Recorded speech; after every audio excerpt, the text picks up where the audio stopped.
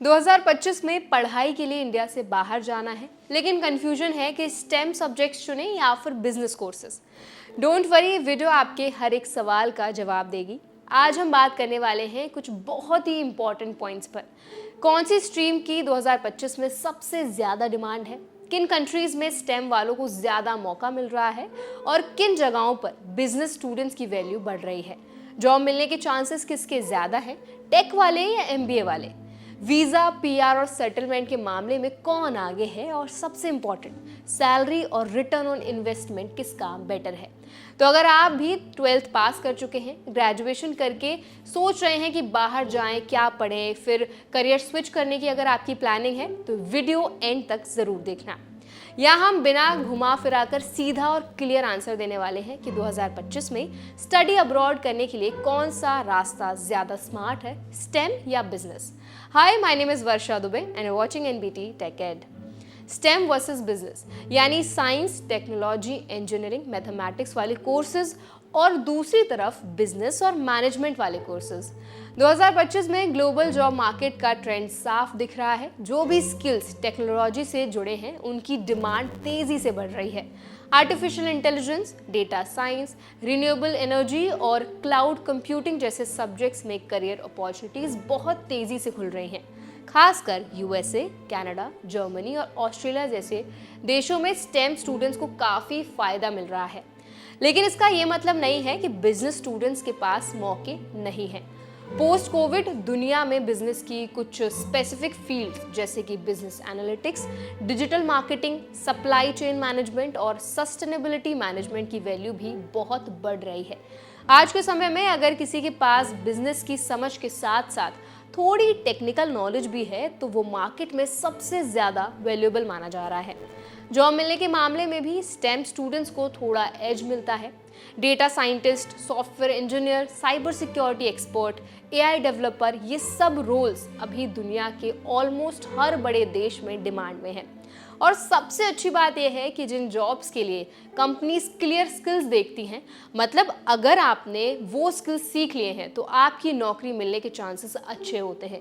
वहीं business students को थोड़ा ज़्यादा एफर्ट करना पड़ता है, जैसे नेटवर्किंग, इंटर्नशिप या किसी टॉप स्कूल से डिग्री लेना, ताकि वो अपनी प्रोफाइल को स्ट्रॉन्ग बना सकें। वीज़ा और पीआर के मामले में भी स्टेम वाले स्टूडेंट्स को थोड़ी बढ़त मिलती है। जैसे यूएसए में अगर आप स्टेम बैकग्राउंड से हैं तो आपको 3 साल का ओपीटी मिलता है, यानी पढ़ाई के बाद 3 साल तक आप लीगली वहां जॉब कर सकते हैं।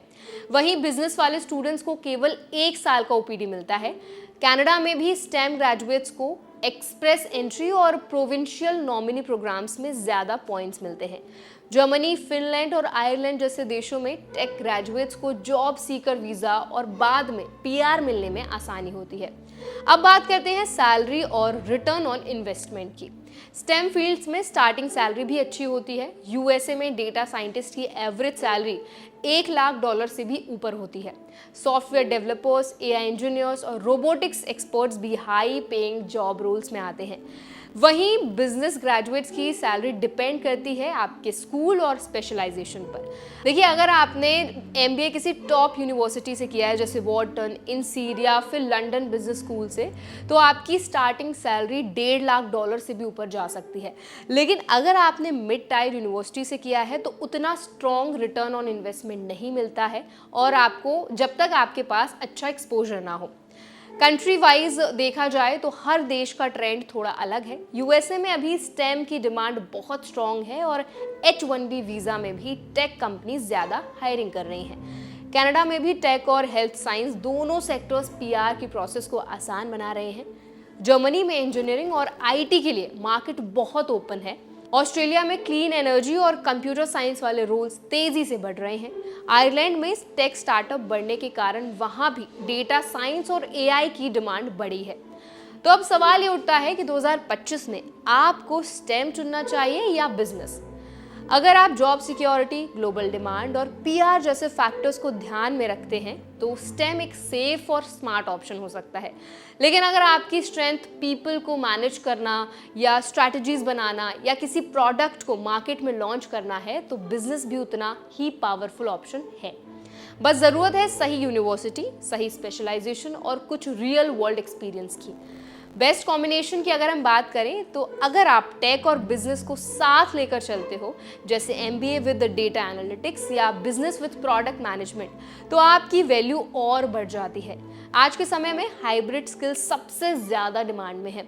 तो इस वीडियो का फाइनल टेक अवे यही है, स्टेम में 2025 में ज्यादा स्कोप है, लेकिन बिजनेस स्टूडेंट्स भी पीछे नहीं है। अगर उन्होंने सही डायरेक्शन में तैयारी की तो वो कुछ भी अचीव कर सकते हैं। कंट्री कोर्स और करियर गोल के हिसाब से स्मार्ट डिसीजन लेना जरूरी है।